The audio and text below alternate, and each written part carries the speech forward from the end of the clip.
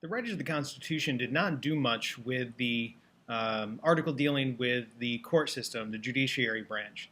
So when the first Congress met in 1789, they passed the Judiciary Act of 1789, which established the federal court system.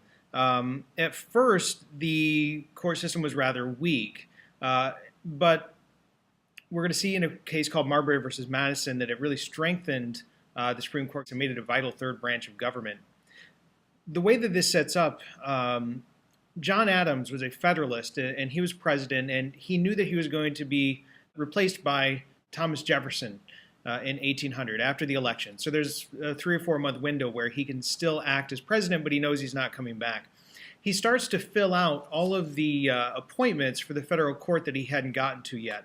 Because federal appointments and the court system were a lifetime appointment, that meant that Federalists could have influence long after he was out of office. One of the people that he was going to give a federal appointment to was a guy named William Marbury. Now, Marbury is one of what's called the midnight judges. Up until the very last minute, Adams was trying to fill these out, and he didn't get all the letters delivered in time. So when Thomas Jefferson takes office, his Secretary of State, James Madison, has a stack of commissions that he's supposed to deliver waiting on his desk. Madison decides not to deliver them because those are Federalists that are going to be in office, basically arguing that Adams should have gotten it out on time if he wanted these to be to go into effect. Marbury knows that he's supposed to be getting a commission. Madison refuses to deliver it. So Marbury sues Madison.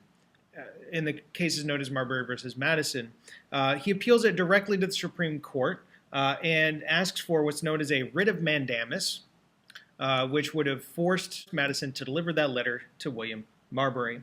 The problem is that Marshall knows, who is a Federalist, who has just been appointed to the Supreme Court as the Chief Justice, knows that if he delivers this, if he tries to force Madison to deliver the letter, Madison will just ignore him because the executive branch enforces the Supreme Court decision. This would show that the Supreme Court is still a weak organization, a weak body in the government. Marshall needs to come up with a clever way to get around this writ of mandamus order.